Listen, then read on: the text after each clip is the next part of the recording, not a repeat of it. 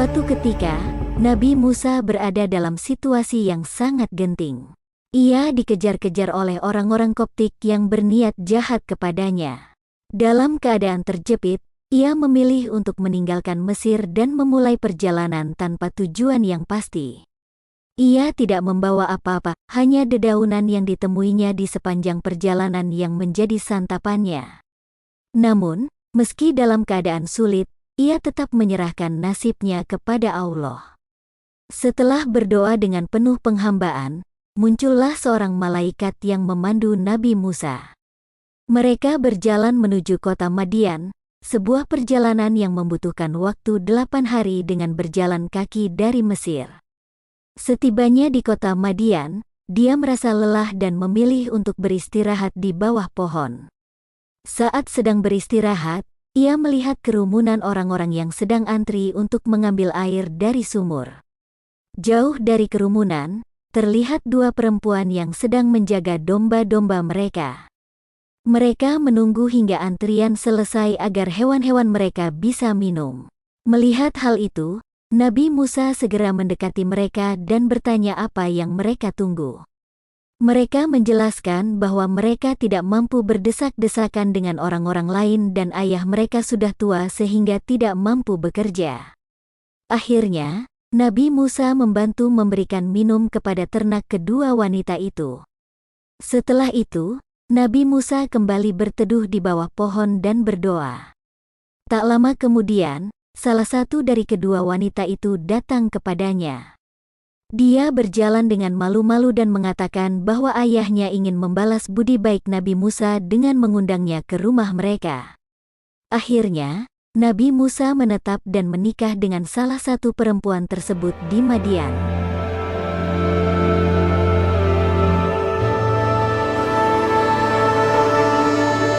Suatu hari yang cerah, Musa sedang berjalan melewati gurun Sinai yang luas dan tandus. Angin bertiup sepoi-sepoi membawa debu pasir yang beterbangan. Matahari yang terik memancarkan sinarnya yang menyilaukan ke gurun pasir. Tiba-tiba, di tengah kesunyian padang pasir, Musa melihat sesuatu yang tidak biasa. Ada semak-semak yang terbakar. Apinya menyala merah, tapi anehnya semak-semak itu tidak terbakar. Api dan semak hidup berdampingan dalam harmoni yang aneh. Dari semak-semak yang terbakar terdengar suara yang jernih dan merdu. Suara itu berkata, "Wahai Musa, akulah Tuhanmu. Bukalah sepatumu, karena kamu berada di tanah suci." Suaranya begitu menggetarkan, namun juga penuh cinta dan kelembutan. Musa takjub. Ia segera melepas sepatunya, merasakan dinginnya pasir di bawah kakinya. Dia merasa seolah sedang berdiri di depan sesuatu yang sangat agung dan suci. Allah berfirman lagi, "Aku telah memilih kamu, maka dengarkanlah apa yang diturunkan. Sesungguhnya akulah Tuhan, tidak ada Tuhan selain aku, maka sembahlah aku dan dirikanlah salat untuk mengingat aku." Firman Tuhan mengalir bagaikan air sungai yang jernih memenuhi hati Musa dengan iman dan ketenangan. Musa merasa terpanggil. Dia merasa seluruh hidupnya telah dipersiapkan untuk momen ini. Ia merasa siap menjalankan misi yang Tuhan berikan kepadanya. Dengan keberanian dan iman, Musa berjanji akan melaksanakan perintah Tuhan dengan segenap kemampuannya. Kisah ini merupakan contoh luar biasa bagaimana dialog antara manusia dan Tuhan bisa terjadi. Ini adalah kisah tentang iman, keberanian, dan ketaatan pada kehendak Tuhan. Kisah ini mengajarkan kita bahwa dengan iman dan keberanian, kita dapat melakukan hal-hal luar biasa dalam hidup kita.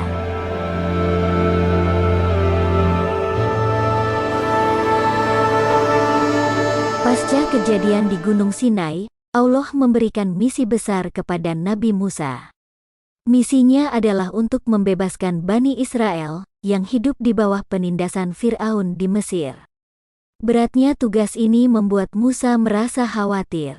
Ia memohon kepada Allah, "Ya Tuhan, bukalah dadaku, dan permudahlah urusanku, serta lepaskan kekakuan dari lidahku, agar mereka memahami perkataanku." Permintaan Musa ini mencerminkan kerendahan hati dan pengakuannya bahwa hanya dengan pertolongan Tuhan, dia dapat melaksanakan misi ini. Tuhan, dalam kasih-Nya yang tak terbatas, menghibur Musa. Ia berjanji akan selalu mendampinginya, memberikan kekuatan dan bimbingan dalam setiap langkahnya. Tak hanya itu, Tuhan juga memberikan mukjizat kepada Musa, sebuah tongkat sakti. Tongkat ini bukanlah tongkat biasa. Saat dilempar, tongkatnya bisa berubah menjadi ular besar, mengejutkan siapapun yang melihatnya. Namun, ketika diambil kembali, staf tersebut akan kembali menjadi staf normal. Mukjizat ini tidak hanya untuk membuktikan bahwa Musa adalah utusan Tuhan, tetapi juga sebagai alat untuk membantu Musa dalam misinya. Dengan tongkatnya inilah Musa mempunyai bukti nyata akan kekuasaan dan kewibawaan Tuhan sebagai utusan Tuhan.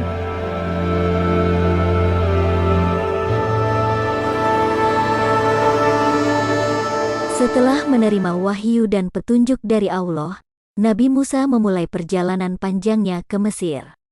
Dia tahu bahwa tugas yang dihadapinya bukanlah tugas yang mudah. Dia akan berhadapan langsung dengan Fir'aun, penguasa Mesir yang tiran dan penindas Bani Israel. Perjalanan ke Mesir bukanlah perjalanan yang mudah. Musa harus melewati padang pasir yang luas dan tandus, berhadapan dengan cuaca yang ekstrim dan tantangan fisik lainnya. Namun, Musa tidak gentar. Dia tetap berani dan teguh, karena dia yakin bahwa Allah selalu bersamanya. Setibanya di Mesir, Musa langsung menemui Fir'aun. Dia berdiri tegak di hadapan Fir'aun, dengan keberanian dan keteguhan hati. Dia menyampaikan pesan Allah kepada Fir'aun, meminta agar Bani Israel dibebaskan dari penindasan. Fir'aun, tentu saja, menolak permintaan Musa. Dia bahkan mencoba untuk mengintimidasi Musa dan mengejeknya. Namun, Musa tetap teguh dan berani. Dia tahu bahwa dia bukanlah utusan sembarangan, dia adalah utusan Allah. Musa kemudian menunjukkan mukjizat tongkatnya yang bisa berubah menjadi ular. Fir'aun dan pengikutnya terkejut melihat mukjizat ini. Namun, mereka tetap menolak untuk membebaskan Bani Israel. Meski menghadapi penolakan dan ejekan, Musa tidak pernah menyerah. Dia tetap berjuang untuk membebaskan Bani Israel, karena dia yakin bahwa Allah selalu bersamanya. Kisah ini adalah kisah tentang keberanian dan keteguhan hati. Ini adalah kisah tentang bagaimana seseorang bisa berdiri teguh di hadapan rintangan dan tantangan, asalkan dia yakin bahwa Allah selalu bersamanya. Segala kebenaran detail kisah kita kembalikan kepada Allah.